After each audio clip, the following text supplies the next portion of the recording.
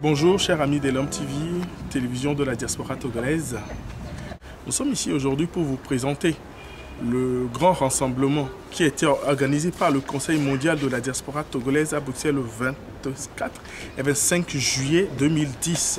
Après le premier congrès qui s'est tenu à Bonn, les Togolais de la diaspora se sont retrouvés à Bruxelles. Salut à toi, pays de nos aïeux, toi qui les rends forts, paisibles et joyeux, cultivons, vertu, vaillance, pour la prospérité. Que viennent les tyrans, ton cœur soupire vers la liberté. Togo debout, luttons sans défaillance, vainquons ou mourons, mais dans la dignité. Grande toi seul nous a exaltés, du Togo pour la prospérité. Togo les biens, bâtissons la cité. Les 2 jours de travaux ont permis aux participants de réfléchir sur le thème Togo, notre bien commun à tous. Et aujourd'hui, nous avons choisi de parler du Togo, notre bien commun. Pour ça, nous avons à travailler avec vous autour de 3 temps forts. Le premier temps, cette matinée, sera consacrée au bilan d'un an du CMDT. L'après-midi, nous travaillerons en atelier. 3 ateliers seront consacrés à la réflexion. Ces ateliers n'ont pas été choisis par hasard. Nous avons pensé que la diaspora était discriminée, et on en parlera pendant au moins 1h30.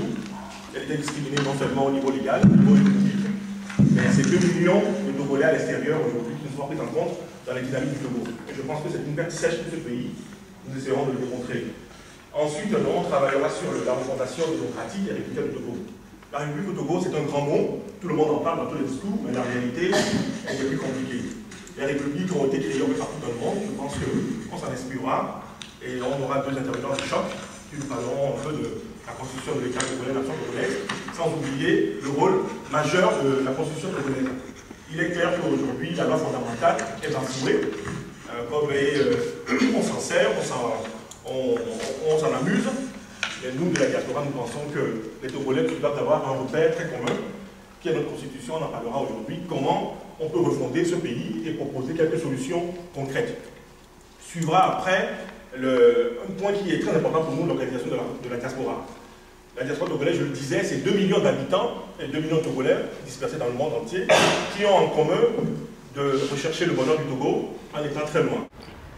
Définir le Togo comme le bien commun de tous, c'est dans un premier temps identifier les sujets d'intérêt commun.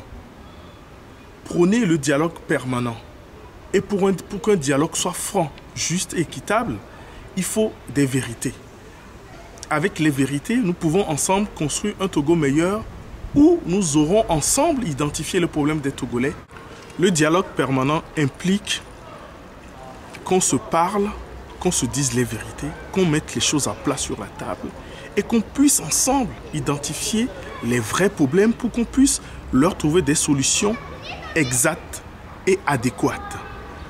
Je dirais cette phrase du célèbre démocrate: je ne suis pas d'accord avec ce que tu dis, mais je me battrai pour que tu puisses le dire. Le Togo est notre bien à tous. Nous devons ensemble, les mains dans la main, quoi qu'il arrive, quelles que soient nos différences, nous mettre ensemble autour d'une table pour essayer de sortir les Togolais, nous les Togolais, de cette misère-là. Le CNDD, qui n'est pas un parti politique, mais plutôt une force citoyenne, est plutôt pour la vérité des unes et pour le bien de tous les Togolais. Merci.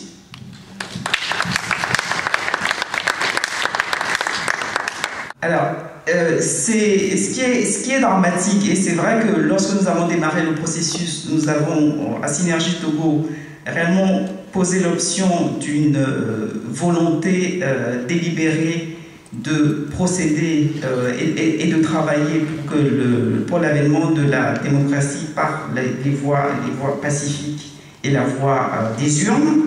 Aujourd'hui, nous sommes dans l'obligation de constater que le système RPT ne peut pas organiser des élections transparentes. Alors, j'aurais souhaité, et c'est vraiment le titre qui a été mentionné, des citoyens togolais fiers de leurs actions. Je suis désolé, mais je ne suis pas du tout fier de constater que le système RPT qui est au pouvoir depuis 43 ans maintenant ne sait pas organiser des élections transparentes. C'est un constat qui est lourd de conséquences, parce qu'une fois qu'on a dit ça, qu'est-ce qu'on constate, qu'est-ce qu'on dit, à quoi s'attend-on? Je suis monsieur Aboua Gassman Kossé. J'aimerais d'abord remercier Madame Brigitte qui ne s'est basée que sur des estimations qui se réfèrent au recensement de 1981 pour faire ces projections très intelligentes qui, selon moi, contient encore des erreurs.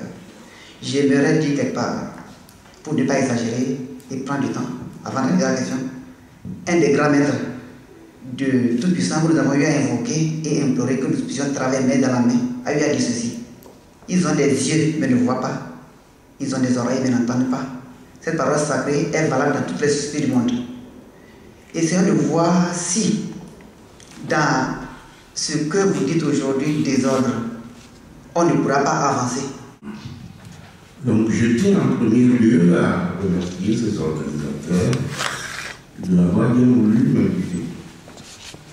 Et en deuxième lieu, avec leur autorisation, je souhaiterais que nous nous levions pour respecter une minute de silence en honneur, en hommage de tous ceux qui ont perdu leur vie pour la concrétisation de ces idéaux qui sont écrits sur le tableau derrière nous.